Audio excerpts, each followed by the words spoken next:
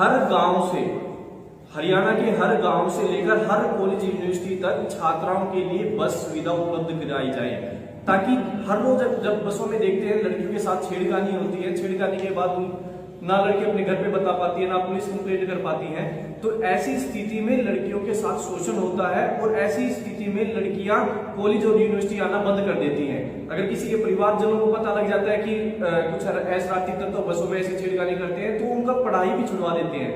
तो जैसे ही कल मुख्यमंत्री जी यूनिवर्सिटी में आए थे महर्षि दयानंद जी के उपलक्ष्य में, तो महर्षि दयानंद जी ने महिलाओं के और महिला सशक्तिकरण के लिए उन्होंने ही बात की थी। तो हमने महिलाओं के लिए आवाज उठाई थी कि हमारी जो बहन बेटी कॉलेज में पढ़ती है उनके लिए हरियाणा के हर गांव से लेकर कॉलेज तक बसें चलवाई जाए। इसके बाद जब हमने डीसी सर को ये ज्ञापन दिया, मैं आगे आपको दिखा देता हूं।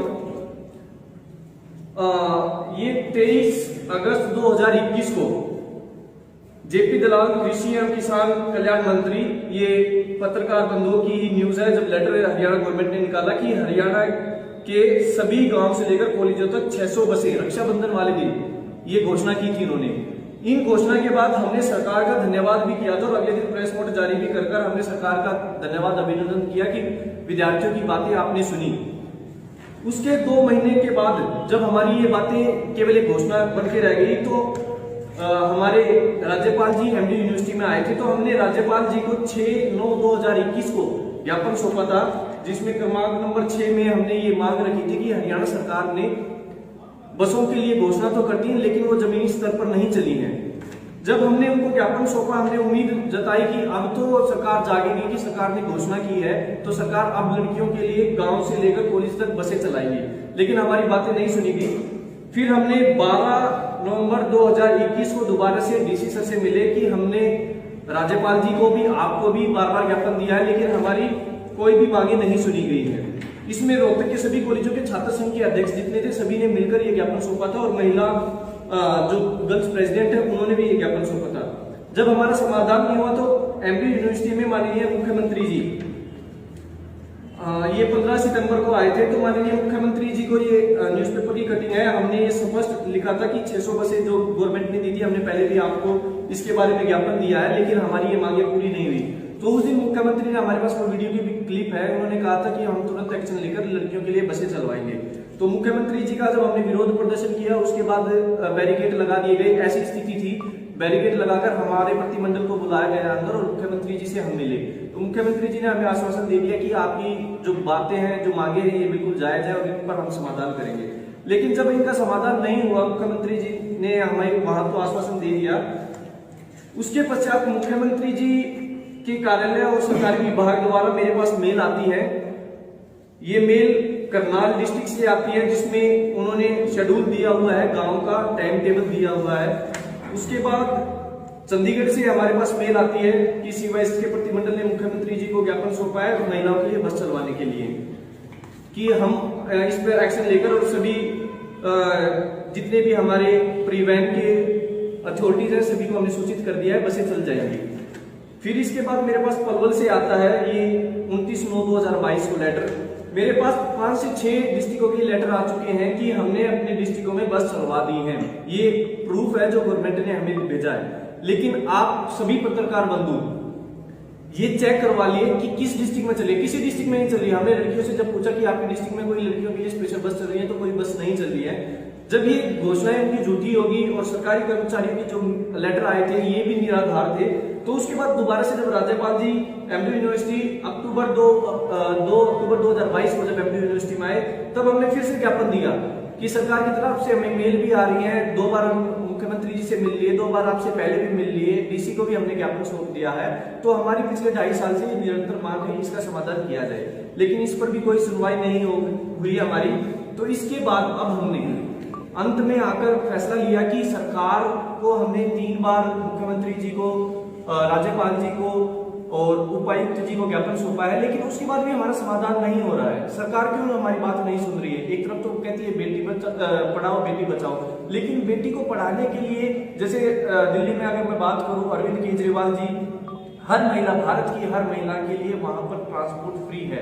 हमने तो लड़कियों के लिए एक मांग की है कि हमारी कॉलेज में पढ़ने वाली बहनें सुरक्षित ढंग से आकर पढ़ाई करें, लेकिन सरकार ने हमारी बातें न सुनते हुए जब हमने ऑडिटोरियम में एक शांतिपूर्वक ढंग से, क्योंकि हम यूनिवर्सिटी के छात्र हैं, मैं यूनिवर्सिटी का लागा स्टूडेंट हूँ, हम कोई आउटसाइडर नहीं है, हम वहाँ के विद्यार्थी हैं और हमारा अधिकार है कि हमारी यूनिवर्सिटी में जब हमारे हरियाणा प्रदेश के मुखिया आ रहे हैं तो हम उनको अपनी समस्याएं बताएंगे, और वो समस्याएं हमने पहली बार नहीं 2 बार पहले भी बता रखी, उसका समाधान नहीं हुआ तो हमें अवगत भी कराएंगे।